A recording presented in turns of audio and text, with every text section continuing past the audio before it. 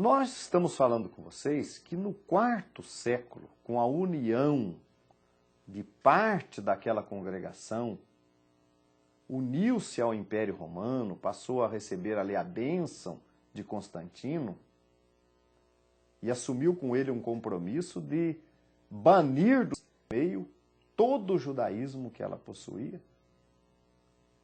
Constantino também passa a perseguir os judeus, proibindo conversões, novas conversões ao judaísmo. E ali, então, se descambou uma perseguição contra o judaísmo também. Esse foi um tipo de apostasia. Então, a religião começou a abandonar todo o seu judaísmo. Já na Reforma, no século XVI, a partir do século XVI, criou-se uma outra ideia.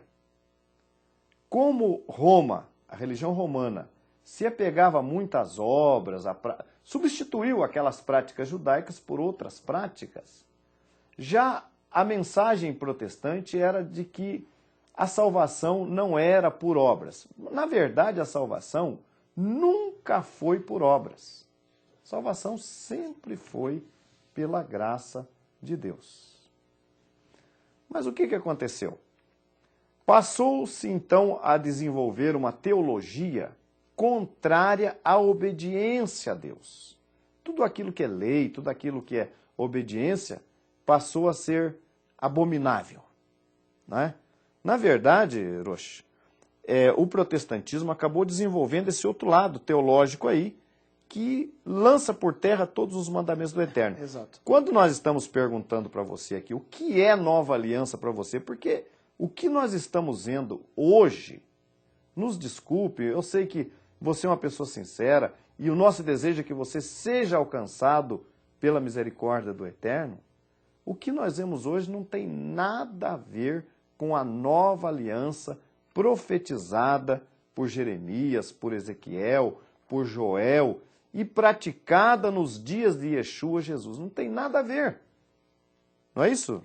Exatamente. Agora, o que o apóstolo Paulo, por exemplo, falando acerca dessa questão ainda da salvação por lei ou salvação pela graça, como o senhor mesmo já disse, a salvação não é apenas, sempre foi pela graça. Mesmo nos dias da antiga aliança, a lei foi dada para a santificação do povo. Aliás, eu queria até enfocar isso aí, Roche. Qual era o objetivo da Torá no nosso povo? Deus organizou um povo, não é? Estabeleceu um povo, deu leis para esse povo, para que pudesse reger esse povo, reger a maneira de servi-lo.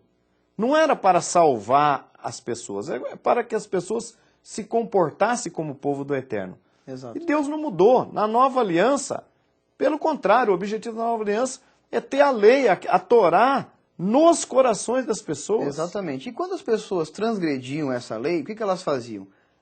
Primeiramente, elas se arrependiam do seu pecado. Porque Davi nos fala que Deus não se agradava do sacrifício, mas do coração contrito. Inicialmente, elas se arrependiam do seu pecado, se conscientizavam do seu pecado, e então ofereciam a Deus um sacrifício que só seria aceito por Deus caso ele viesse munido do arrependimento sincero dos seres que ofereciam aquele sacrifício ali. Na nova aliança, o arrependimento continua sendo um ponto principal para o perdão dos pecados.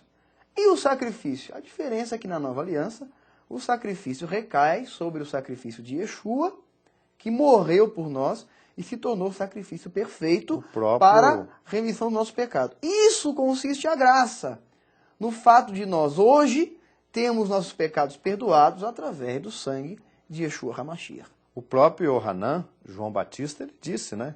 Eis o Cordeiro de Deus que tira o pecado do mundo. Então, telespectador, a nova aliança estabelecida ali a partir de João, apresentando o Mashiach e Yeshua como Cordeiro de Deus, ela não excluiu a lei de Deus, porque o povo continuou sendo o povo de Israel.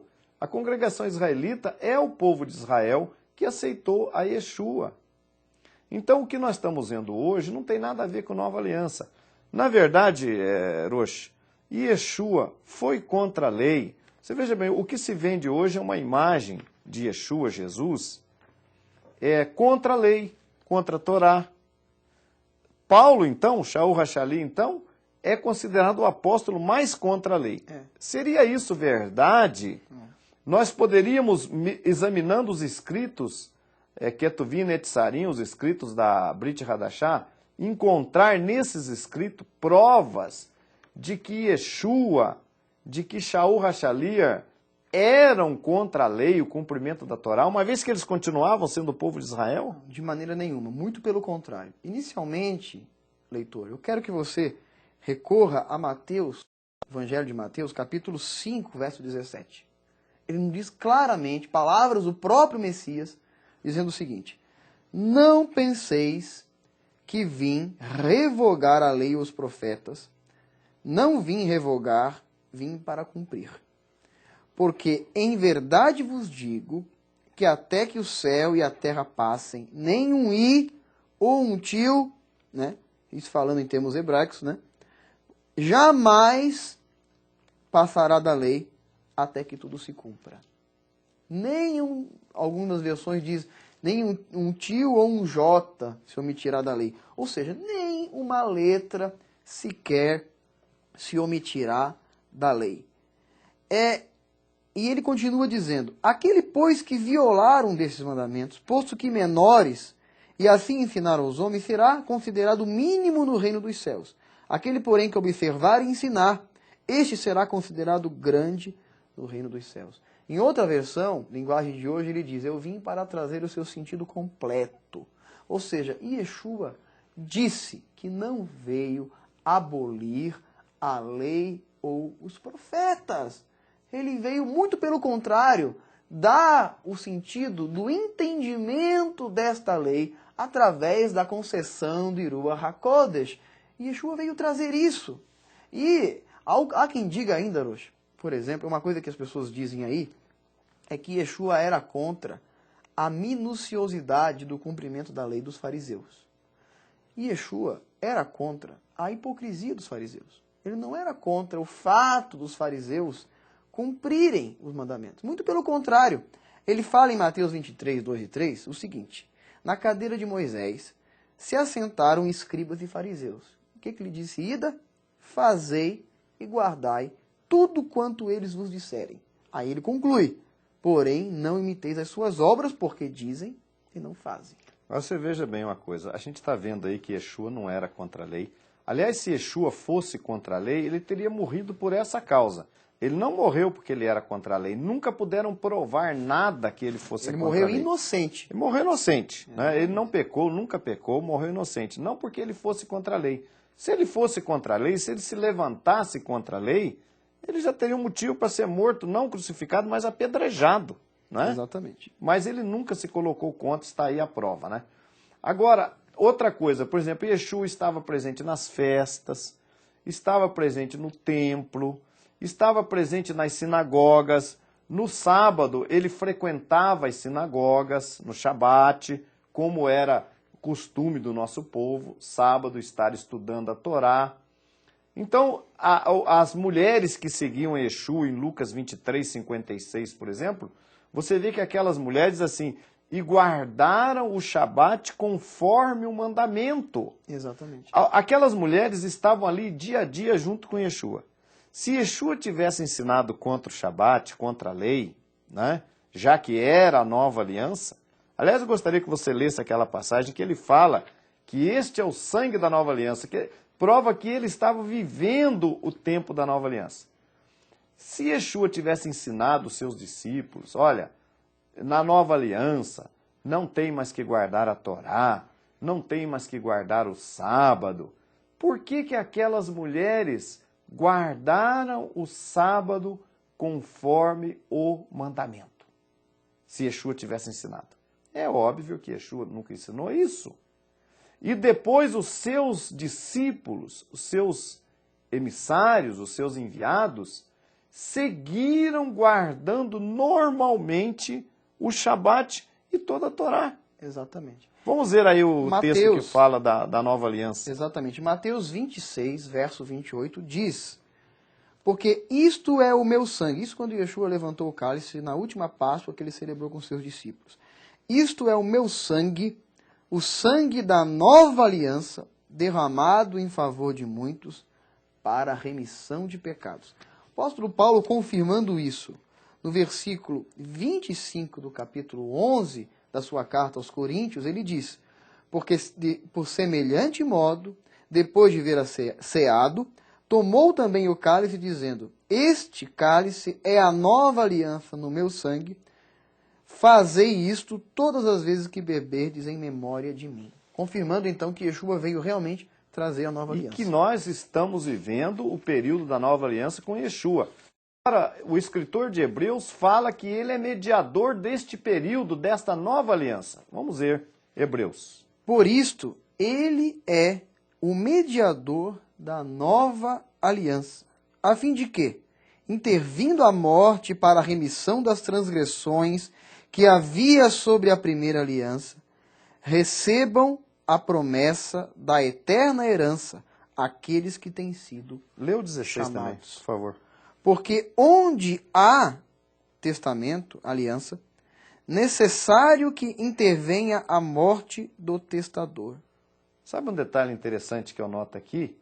Que o sangue de Yeshua derramado, ele é mediador dessa nova aliança, Exatamente. faz parte dessa nova aliança, mas que o sangue dele derramado para a remissão dos pecados de muito, diz assim, que havia debaixo da primeira aliança, quer dizer, o sangue de Yeshua deu validade a todos aqueles sacrifícios, deu legitimidade a todos aqueles sacrifícios que foram feitos na primeira aliança. Exato. Eu gosto de comparar os sacrifícios da primeira aliança. Porque não era o sangue de bezerro, de bodes, Exato, que redimia. mas o sangue do próprio Mashiach, Exato. que daria validade Porque àquele um sacrifício. animal não poderia pagar pelo pecado de um ser humano, né? Mas eu sempre gosto de comparar que aqueles sacrifícios da primeira aliança eram semelhantes a notas promissórias que você assinava diante de Hashem, notas promissórias essas que foram resgatadas com a morte do Messias. Ou como uma espécie de cheques predatados que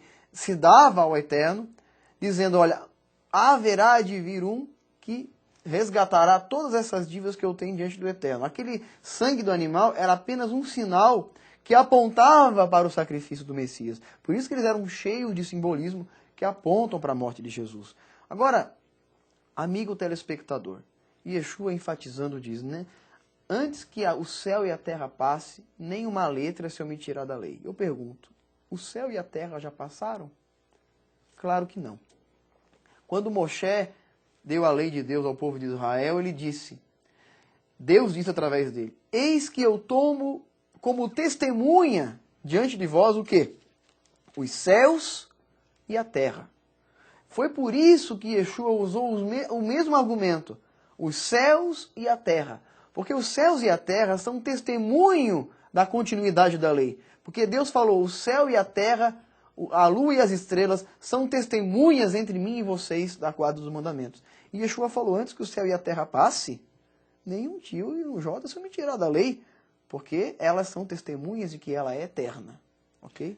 Eu quero ver agora com vocês, de Shaul Hachalir, o apóstolo Paulo, em Atos dos Apóstolos, veja bem, alguém tentava ali dizer que Paulo era contra a lei, que Paulo violou o templo, que Paulo introduziu gentios no templo. No entanto, veja o que Paulo fala em Atos capítulo 24, versículo 11 em diante. Vamos ler. Porque bem pode saber que não há mais de 12 dias que subi a Jerusalém a adorar. Paulo adorando em Jerusalém. Como é que ele era contra a lei, né? E não me acharam no templo falando com alguém, nem amotinando o povo nas sinagogas, nem na cidade. Nem tampouco podem provar as coisas de que agora me acusam.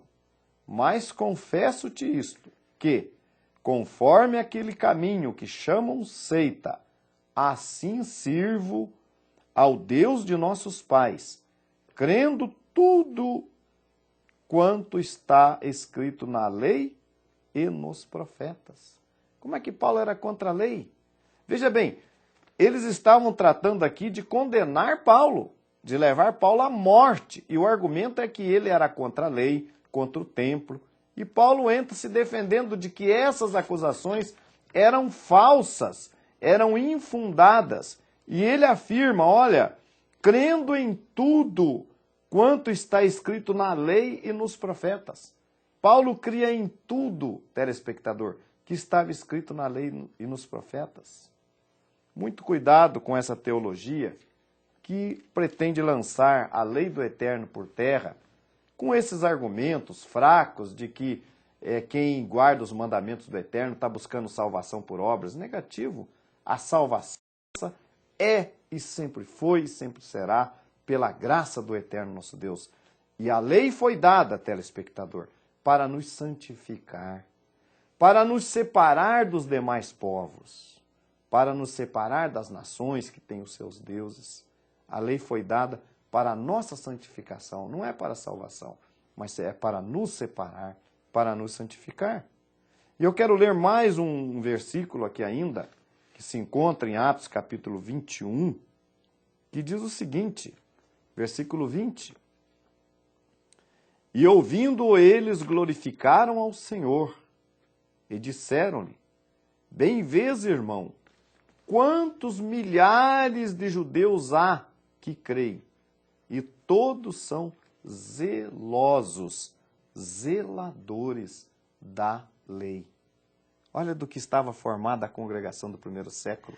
Agora eu acho interessante... Lúcio, milhares de judeus. Agora eu acho interessante... E todos zelosos, zeladores da lei. Agora... Que nova aliança é essa, telespectador? Que você conhece hoje, que não tem esses zeladores da lei aqui no meio. Que nova aliança é esta? Agora, é interessante a gente ver que eles deram glórias a Deus por causa disso. Porque talvez muitos ainda digam assim, mas puxa vida, eles estavam guardando a lei ainda? Quantas coisas os apóstolos precisariam dizer para eles pararem de guardar a lei? Mas não, eles deram glórias a Deus. O apóstolo Paulo, falando aos romanos, explica que a salvação não é pela lei, mas pela graça. Isso não nos isenta, portanto, da guarda da lei, que é para a nossa santificação, sem a qual não veremos a Deus. E nós vamos finalizar esse bloco com Romanos 3,31. Veja o que Shaul Hachalia fala em Romanos 3,31. Anulamos, pois, a lei pela fé? Não, de maneira nenhuma. Antes, confirmamos a lei. Voltamos após o intervalo.